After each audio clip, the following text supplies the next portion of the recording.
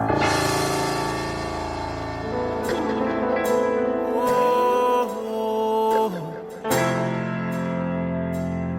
my queen, my queen. Oh, she. Oh, she.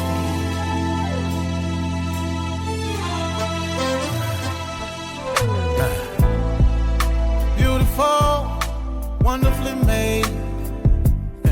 She's heaven's angel. So strong, even in struggle, yeah. When life comes like a storm from every angle, she rises above it all, the backbone of every home. Nothing compares to all she do. The true meaning of every family. She's the glue. Yeah.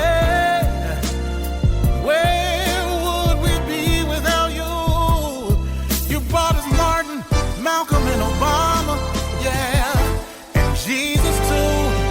Oh, she's sophisticated, strong, simply amazing. Humble, honest, and helpful. Educated, ebony, eccentric, empowering. She's a queen. She's a queen. Better treat her like a queen. Oh, oh, oh.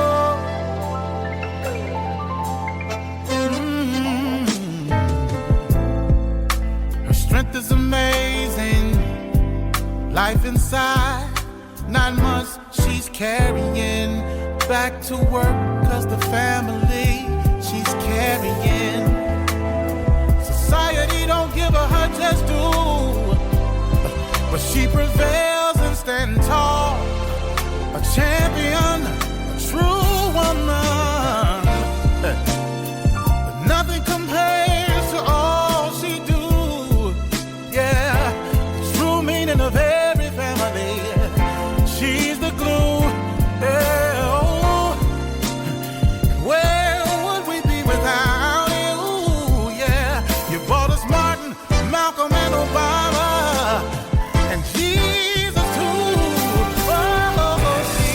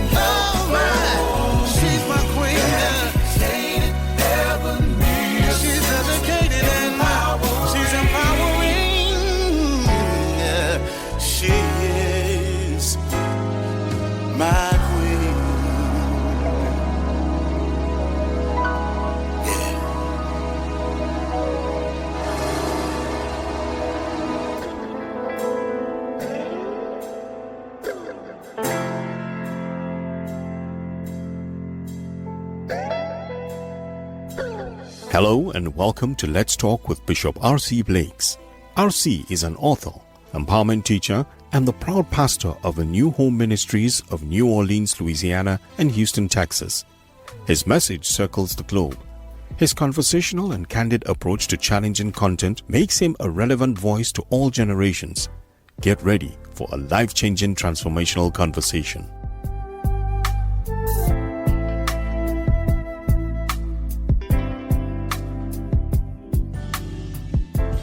Well, hello. This is R.C. Blakes, and I am thoroughly excited about being able to share with you again today. Invite some people to come in.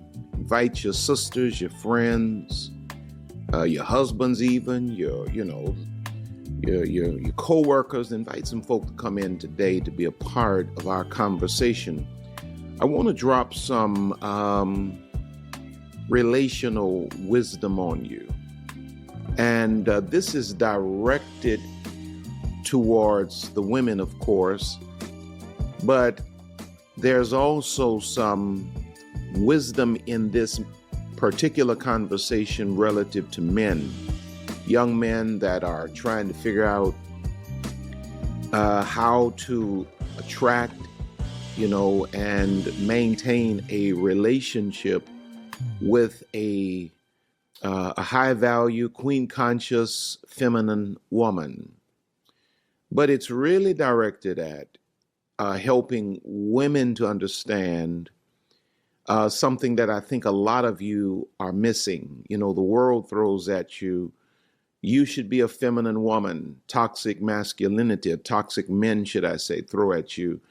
You should be a feminine woman, as if there's some switch that you hit in a relationship that automatically turns on your feminine. The reality is this: when you are in a relationship as a woman, the man you are with is probably more responsible for activating your feminine capacity.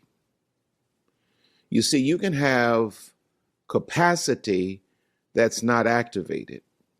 Like right now, I have a sink across the way from me here, and water, I have water that is accessible.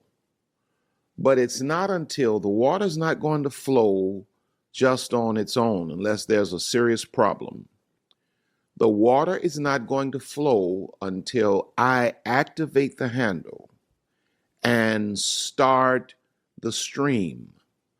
Well, when a woman is in a relationship with a man, she has a feminine capacity. Femininity is her essence.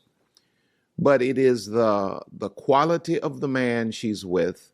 It's the knowledge of the man, or the knowledge that the man possesses of her, and the man's willingness to be everything he needs to be in her life that actually taps into the feminine capacity. So while you're sitting here and you're thinking that there's something wrong with me as a woman, because I should be more feminine, the reality is a lot of times you just don't have the kind of man that allows you to actually tap into your feminine capacity. So this lesson is also going to help women to kind of understand the kind of man that is going to be necessary for you to be able to be the best feminine version of yourself. Now, femininity is, again, the essence of every woman. Femininity is the essence of every woman. Femininity is like, here it is. Femininity is like a seed. The potential is contained in a seed, but the seed must germinate. Every woman is like a seed of femininity, but the seed must germinate. Now, I looked up a definition of germinate, and it means to begin to grow or develop, usually referring to the process by which a plant begins to grow from a seed. When a seed germinates, it sprouts and starts to send out roots and shoots, eventually becoming a new plant. Germination, here it is triggered by the right combination of water, warmth, and oxygen, which activate the seed's internal growth process. The seed has been coded by the Almighty to produce an oak tree, to produce an apple tree, an orange tree, a banana tree. But if the seed is never in an environment where it may germinate, the seed will die with potential that has never been actualized. Every woman has feminine capacity. When she's in a relationship, that man has as much of a responsibility to the germination of that femininity as does the woman, maybe even more. So a woman's femininity is a divine potential within her that requires conditions and circumstances to bring it forth. So if you as a brother, excuse me, if you're looking at your woman and saying, you're not feminine enough, you have to understand that you are, as a man, you are the soil that your woman's feminine capacity is to germinate in. So if Lisa is not feminine enough, I don't need to bash Lisa. I need to look inwardly as her man and figure out, now, what is it that I need to add to the environment of our relationship to make the germination of her femininity possible? Because when a woman is in a relationship, and I keep saying in a relationship because there are rules for the manifestation of femininity in a relationship when a woman is in a relationship, versus there are rules for a woman's manifestation of femininity when she's single. When a woman is single, she's left to herself and the creator. She has to create her own climate, her own environment, and she may produce femininity, in her own way. But when a woman comes into the context of a relationship, it means that she is connected to another, and the man that she's in relationship with has a responsibility to create the climate for her femininity to thrive. But when a woman is in a relationship, the quality of her man will have an undeniable impact on her ability to produce the fruit of femininity consistently. If you go to Deuteronomy chapter 24 and verse 5, just talking about the responsibility that we have as men to empower our women to produce femininity consistently. In Deuteronomy 24 and 5, it reads like this: when a man hath taken a new wife, he shall not go out to war, neither shall he be charged with any business, but he shall be free at home 1 year, and shall cheer up his wife which he hath taken. I love this text, but a lot of times it's misunderstood. This text is an admonishment to young men to learn how to bring the best out of their new wives.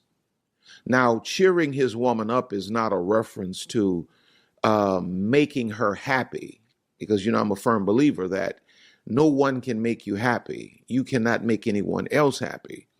However, a person can aid you in your happiness.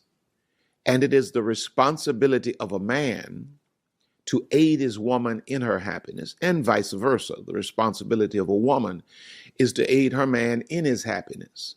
But when it talks about cheering his woman up, it's talking about him learning to set an environment for her to be in her best state, which is what? Feminine. The best state for a woman is feminine. I hear the question asked all the time on social media. Guys are asking women the question, what do you bring to a relationship? The reality is the answer for any grown man, grown heterosexual man, is just bring femininity. That's all you got to bring. Bring femininity. See, if you bring femininity, you're going to bring dignity, you're going to bring character, you're going to bring loyalty, you're going to bring, faithfulness, fidelity, or whatever you want to call it.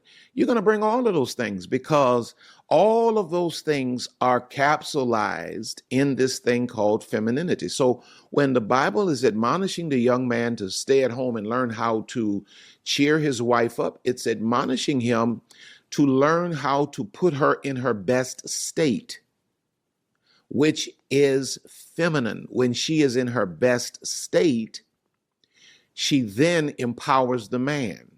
That's why all a woman got to bring to a grown man is femininity. Just bring the best version of yourself. Now, you may be a boss, you may be a CEO, you may be a this or that, all that's fine. But at the top of that list for a grown man is femininity, because when a man is connected to a feminine woman has a unique way of bringing the best out of the man. Men become their best versions in the care of feminine women. Now, in a relationship, a woman cannot be expected to exist totally in her feminine if certain conditions are not met. No more than a seed can sprout without soil, without water, without sun. A woman's man produces the climate for her to dwell in her femininity. He produces the climate for her to dwell in her femininity. Yeah.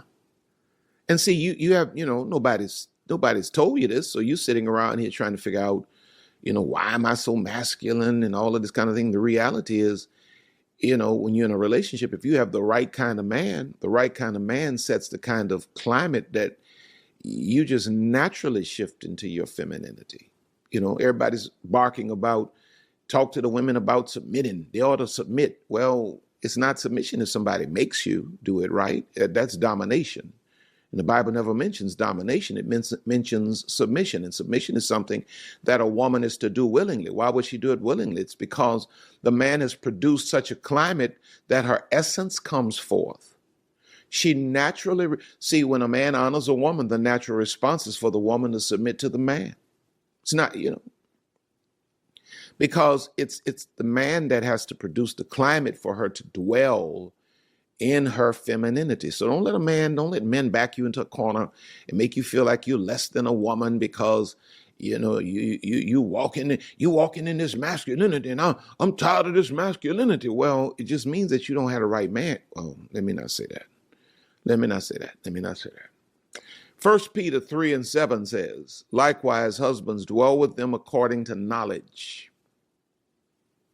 giving honor unto the wife as unto the weaker vessel, and as being heirs together of the grace of life, that your prayers be not hindered. And I often look at that thing, weaker vessel, and of course it means women are typically physically weaker than men. But, and this is just me, let's not call this Bible. This is just my opinion. I also believe that the woman is called the weaker vessel because the man is the head of the wife, which means the wife follows the lead of the man. So there are certain things that the man has to empower the woman to do or to become. If he does not empower her, she does not have the power to be or to do. So it makes her weaker in the equation of marriage, or in the equation of marriage. You know, if he's not grown to that level, she can't drag him to that level. She's weaker in that sense.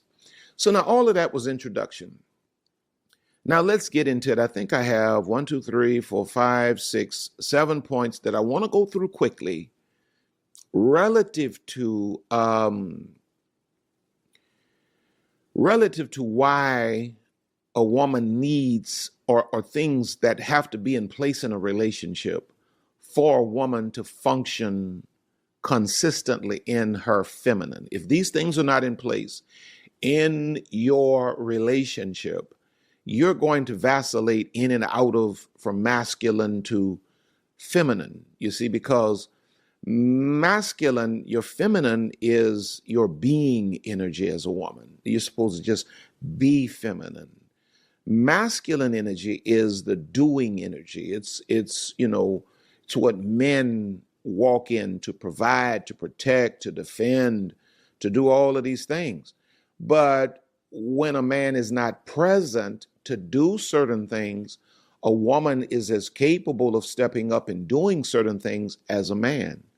And so if a man is not present, if she's single, she'll have to move in and out of masculine to feminine. Or if she is married, but a man is not showing up and fulfilling his role, even inside of the marriage, she'll move from feminine to masculine. For a woman to rest in her feminine mostly, these things are going to have to be in place in the relationship. Number one, she's going to have a masculine man.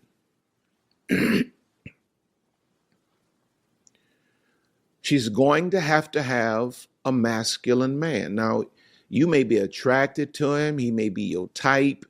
He may be sexy and all of these other things. But you know what? The eyes you look at a man with when you're single are different than the eyes you look at a man with when you're married, and now he has to meet certain responsibilities, and your focus is off of the sexual. Your focus is off of the superficial. It's off of the aesthetics. Now you're looking for substance. You see, when you're single, when you're talking about your type, you're talking about style. But when you get married and your life is on the line and you have a covenant and you're literally tied to this person and your children are depending on this person, now you're looking for, so you were looking for style, now you're looking for substance. And a lot of men that are your type, but because you've not done the work to really think or look deeper, these are not necessarily masculine men. And if you are going to be fulfilled in a relationship, oh my, I mean to do that with this light. Trust me, you are going to have a masculine man. Because from the very beginning, femininity has been the product of active masculinity. And this is a reference to masculinity in the sense of taking responsibility, providing and protecting. You know, because I looked up a definition of masculinity. They talk about muscles and being strong and a whole lot of stuff that plays into certain, dimensions of manhood, masculinity. But what I'm talking about is the internal masculinity, the masculine soul, where a man has a sense of responsibility, where he's the provider. He's not sitting there talking about 50-50 and all this kind of stuff. And yet telling you it's your turn to pay the bill and all of this kind of stuff, where a man has a mind to protect. If you're going to stay in your feminine, you're going to have this kind of masculine man. A feminine woman must have a man she can count on. You can't stay in your feminine if you got a man that's subject to walk off the job because they hurt his feelings. I left that job because they hurt my feelings. They talked to me so bad. I left that job. He got you, he got all these children in the house, and he's sitting up talking about he left this job. And you don't know when he gonna come home talk about it. He got to find him a new gig. That's not a masculine man. In the meantime, you can hold us down. See, a masculine man don't make no difference how much money you make. He don't care nothing about your money. He really doesn't. He's not marrying you for your money. He's not counting on your money. He's not depending on your money. You know, his plan is even when y'all get married, if he ain't there now, his plan is to work his vision to a point where he don't need none of your money to survive as a family. That your money, you know, can take and be invested. You can do certain things for yourself, the kids, or whatever. But a masculine man's plan is to provide, meet all of the responsibilities, and put you in a position where you don't have to worry about nothing but just staying in your feminine. Now, Colossians chapter 3, verses 18 and 19 says, "Wives, submit yourselves unto your own husbands as it is fit in the Lord. Husbands, love your wives and be not bitter against them."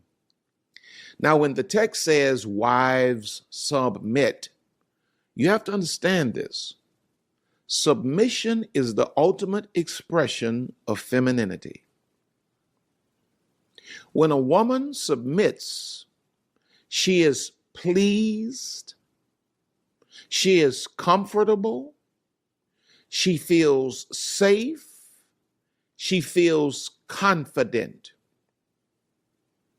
The woman naturally submits to a man that creates a space for her femininity to germinate. So it says, "Wives, submit yourselves unto your own husbands." Now also notice it says submit to what? To who? Husbands, not boyfriends. Not boyfriends, you know. I know you got boyfriends out here trying to tell you about submit to them. But you can't submit to a man that has not made a commitment to you. No. Now you can be agreeable, you can compromise certain things and all of that. But as a woman, you can't be out here submitting to every little man that's around here dating you, you know, talking about, you know, submit to me. No. Before a woman submit to a man, he has to be a husband. And a husband is a man that has made a commitment to the woman to make her wife for life. It is a commitment of fidelity. It is a commitment of responsibility. It is a commitment to protect, to provide. This word husband, when it says wives submit to your own husbands, this word is derived from two words. Those two words are house band. You take the two and put them together, you come up with husband. A husband is a masculine man that can hold it together. His woman does not have to be concerned or worried about how things are going to move forward, how things are going to work. She don't have to sit up all night stressing because she has a husband, a house band. My father has been gone, transitioned, deceased 10 years, and my father is still taking care of my mother. Though she has two amazing sons, if I must say so myself, that take care of her. Mom spends nothing.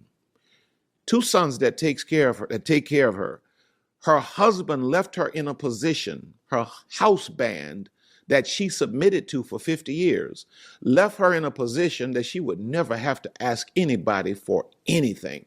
He's taking care of her even in his death. So if you're going to be able to relax in your feminine, and anybody that's ever met my mother can attest to the fact my mother is like the epitome of femininity, but she always had a man that covered her. She always had a man that provided for her, that protected her. They weren't always rich. They grew up together. They came up together. You know what I'm saying? But he always held her down. He was always a masculine man. And if a woman is going to be able to stay in her femininity consistently in the context of a relationship, the man is going to have to be masculine. Now, that's for some of you brothers. You know, you got to do some deeper work on in terms of figuring out what does it mean to be a masculine man. That don't mean beating your chest like King Kong. Masculinity is not running around here toxically sleeping with a million different women. Another lesson for another day. Point number 2, there's going to have to be security. When you look at Adam and Eve, Adam provided a place of security for Eve. When God brought Eve to Adam, he was a grown man, which means he could defend her. He had a domicile or somewhere for her to live, which means he could house her. And she was, he had means. God gave him means, which means that he had a house, which means that she was secure in Adam's care. He had resources. She was secure in Adam's care. He was a grown man. He could defend. She was secure in Adam's care. If you do not feel secure with a man, you're fooling yourself to try to push that to the altar. As a woman, if you are not secure, you don't feel a sense of security with a man, you are fooling yourself to try to push that to the altar. A woman eventually resents a man she does not feel safe with. For a woman to consistently manifest femininity, she requires an atmosphere of security. Ephesians chapter 5 and 23 says, "For the husband is the head of the wife, even as Christ is the head of the church." And here it is. And he is the Savior of the body. So for a woman to dwell in her feminine in the context of a relationship with a man, she needs a man she believes would save her if she needed it. Just like Jesus saved the church. A woman in the natural sense needs a man that in the back and in the front of her mind, she knows if I need saving, he's coming. Dun, dun, dun, dun. If you got to scratch your head and wonder if he's going to show up, it's going to be hard for you to stay in your feminine. Why? Because when masculine is not present, feminine will step into that role. Wherever a man diminishes or decreases in terms of his masculine, his woman will naturally ascend into that particular role. And if a woman has to ascend into the place of securing herself, defending herself, eventually she's going to disrespect that man because she won't really have any respect for him. Listen to what Matthew chapter 12 and verse 29 in the Passion Translation. Listen how it reads. Who would dare enter the house of a mighty man and steal his property? First, he must be overpowered and tied up by one who is stronger than he. Then his entire house can be plundered. Now, what it's talking about here, you read the full context, it's talking about demonic powers and what have you. But the thing I want you to pull out of it, he asked the question, who would dare enter the house of a mighty man and steal his property? A woman has to know that her man is the strong man of their address. That if somebody comes to this house, I have a strong man that's going to meet them at the door, the window, the chimney, wherever they desire to come in. I got a strong man that's going to meet them.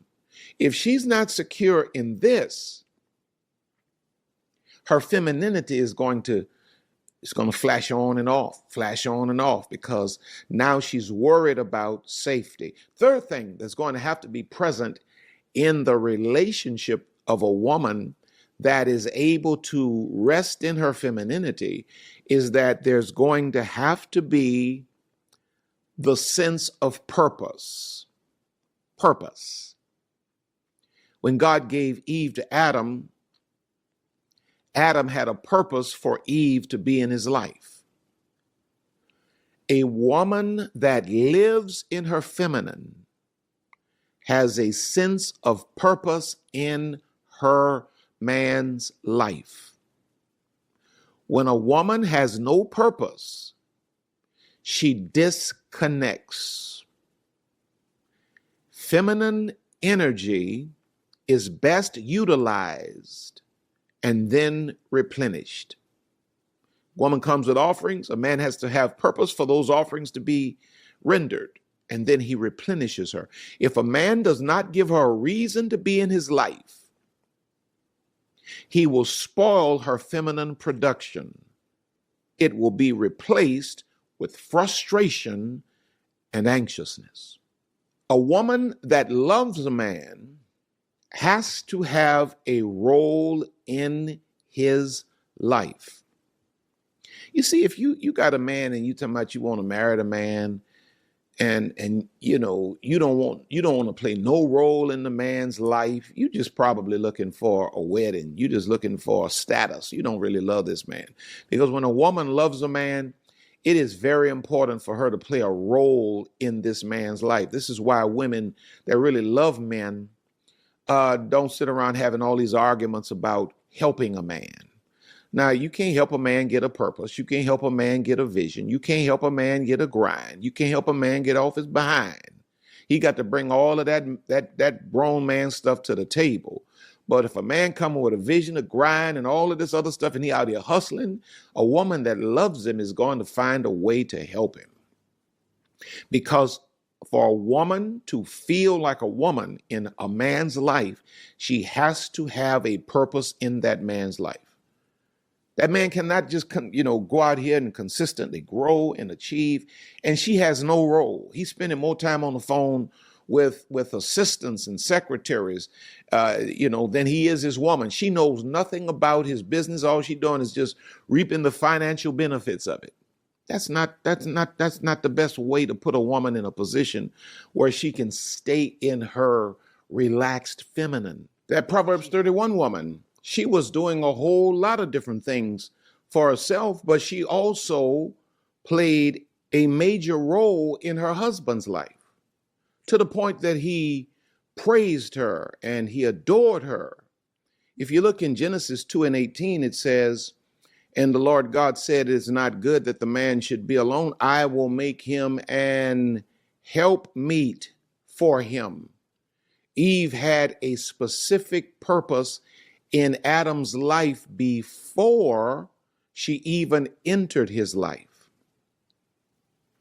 If you look in 1 Corinthians 11, 7 through 9, it says, "For man indeed ought not to cover his head, for as much as he is the image and glory of God.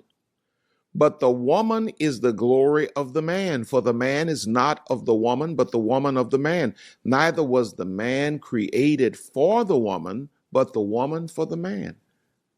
The woman has a specific purpose in the man's life. It was God that said, "It's not good for you to be alone, Adam. I'm going to make you an helpmeet." There's somebody that has to fit into your life. There's a purpose partner that I'm going to create for you.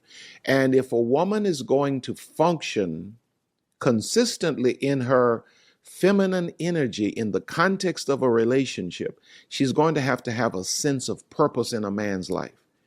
If a man does not have a purpose for a woman, he does not need a woman. If a woman does not have a purpose in a man's life, she does not need to be in his life. It will become frustration and anxiety. And then number 4, you're going to have affirmation.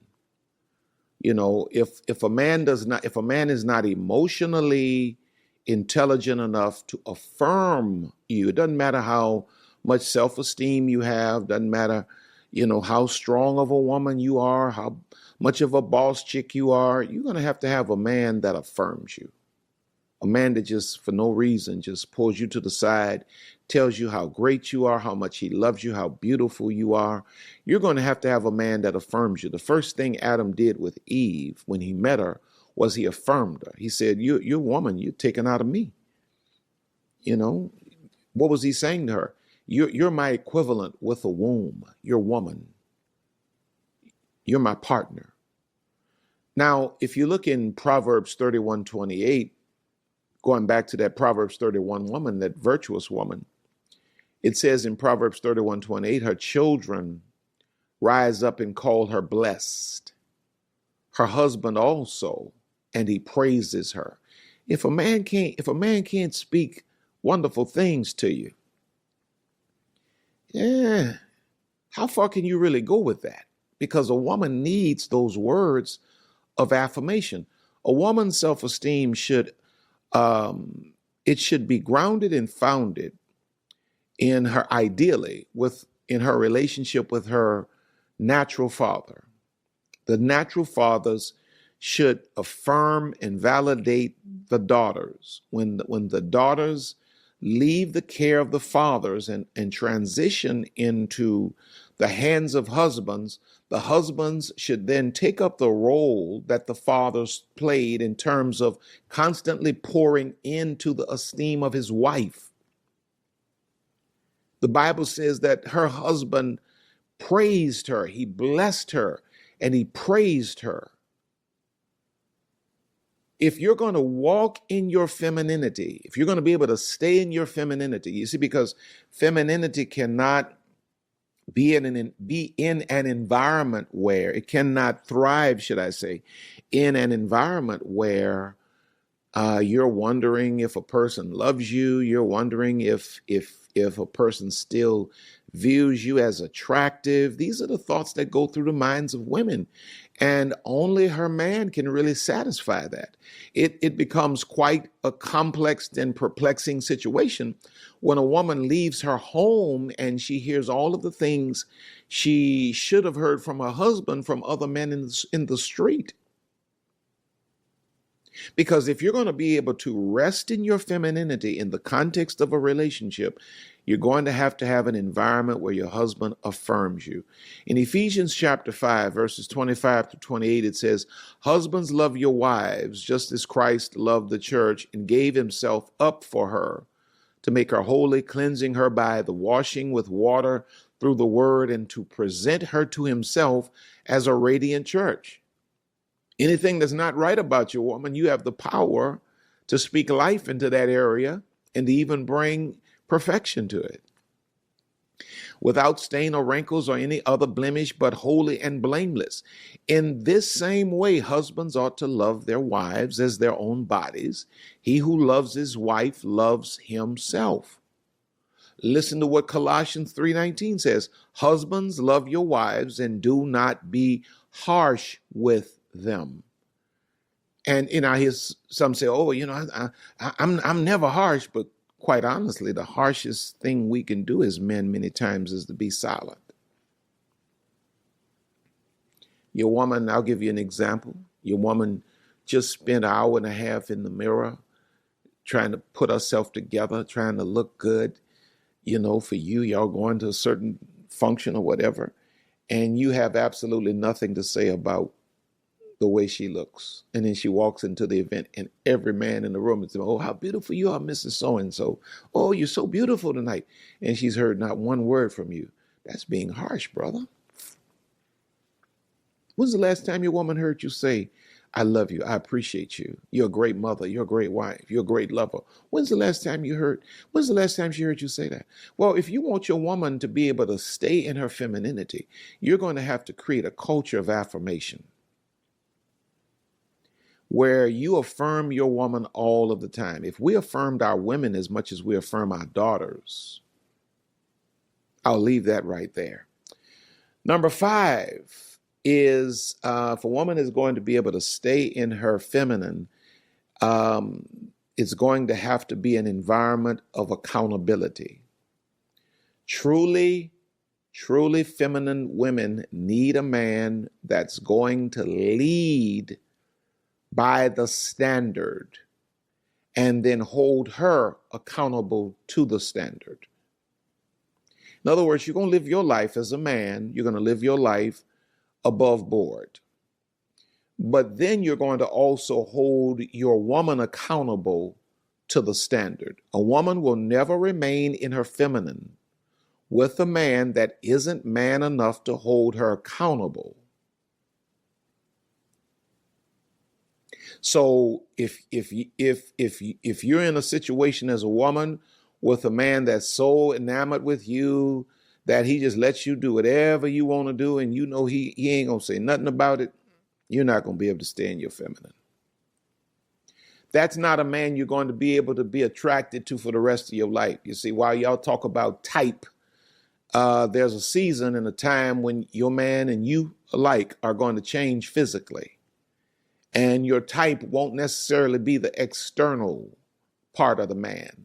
It's going to be the internal part of the man. And if you know you got a little weak man that you can just run over and he's never going to hold you accountable, you're not going to be able to stay in your feminine. It ain't going to happen. You just running around here, this little weak man, just using this man, taking his little money, and he just running behind you thinking the way to, he never thought he'd have a woman like you and all this kind of stuff. And so he just running around letting you do whatever you want to do, and you just handling him like he's a child, and you and your girlfriends laughing about it. That ain't gonna last. That ain't gonna last. That ain't gonna last. That ain't gonna last. And bro, if you don't get a backbone, you'll never really have no healthy relationship with a quality woman. You'll never have a healthy relationship with a quality woman. Because a man with a little weak spine, you take a woman that's completely passive and you turn her into she'll find herself around here managing you and manipulating you and telling you when to get up and when to lay down. You got to be a man, and you got to have a man. If you really, as a woman, plan on staying in your feminine, you got to have a man that's going to hold you accountable. You can't just run around here and do whatever you want to do and got a man, you know he ain't going to never tell you nothing, so you stay out as long as you want, do what you want. Y'all come on by. Don't worry about him. Come on by. You know, the man that's trying to sleep got to go to work, and you and your girlfriends, and they're just laughing all loud. Don't worry about him. I got him. That's a joke. You will never stay in your feminine as a woman in a relationship with a man that won't hold you accountable. 1 Timothy 3:4-5 says, one that ruleth well his own house, talking about the qualifications of elders, having his children in subjection with all gravity. For if a man know not how to rule his own house, how shall he take care of the church of God? If he's not a man that holds his house accountable, how can he hold the church accountable? And any man that will empower a woman to stay in her feminine.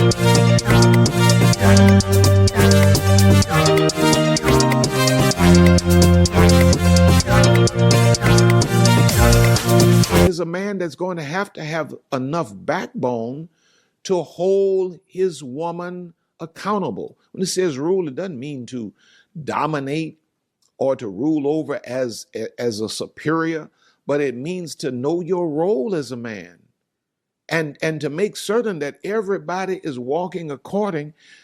Okay, number 6. If you're going to be able to stay in your feminine, it's going to have to be a relationship or a climate of progress. Women need progress. Women have to see that we're moving from here to here to here. There's nothing that will disturb a woman's feminine energy like being in a relationship that looks like it's stuck. We're not making any progress. We've been here for the last 10 years, no progress. What happens when a man does not step into his role, his masculine role, and he falls off of his masculine role? A woman automatically assumes the position. She becomes masculine in that area. So if we're in a relationship where you say you had a vision for the family, but we're not making any progress, nor are you communicating anything, that's going to automatically pull the woman out of her feminine, because as long as she sees progress, she feels like you know what you're doing. When she does not see progress, now she's up all night trying to figure out now what's going on, and now she's devising plans to figure out how to get things jump started. If you look in Luke chapter 13, verses 7 and 9, it says, 7 through 9, it says, "Then said he unto the dresser of his vineyard, Behold, these 3 years I come seeking fruit on this fig tree, and find none. Cut it down, why cumbereth it the ground? And he answering said unto him, Lord, let it alone this year also, till I shall dig about it and fertilize it. And if it bear fruit, well, and if not, then after that thou shalt cut it down." A woman needs to see fruit. If a woman is going to stay in her feminine, she needs to see the fruit a man is producing.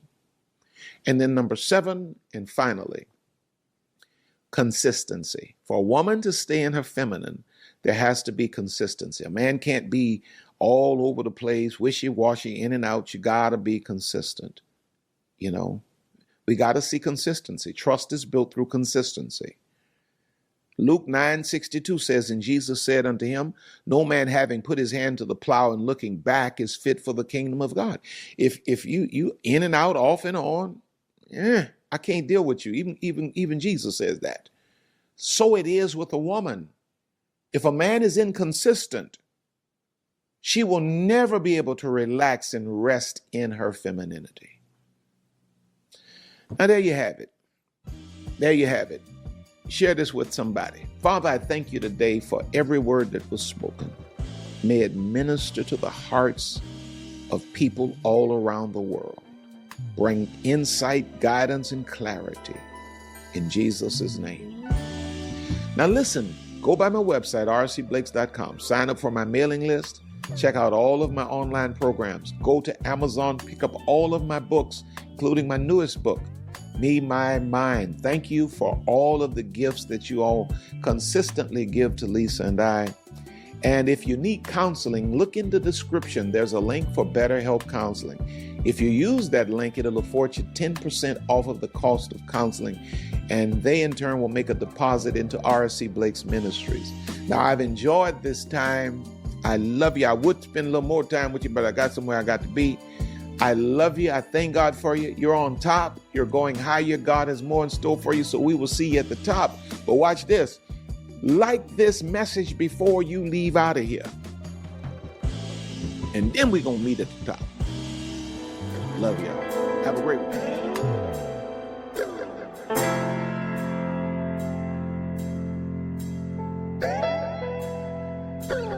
We here at R.C. Blake's Ministries want to thank you for spending this time with us today. R.C. and Lisa are always honored to have you with us. Don't forget to reach out to us by visiting our website at www.rcblakes.com. While you're there, you may join our mailing list and receive a free download of The Laws of Manifesting Your Vision by R.C. Blakes. Also look at all of the online programs by R.C. You may find all books written by R.C. and Lisa. Once again, all of us here at R.C. Blake's Ministries want to thank you from the bottom of our hearts. And as we always say, see you at the top.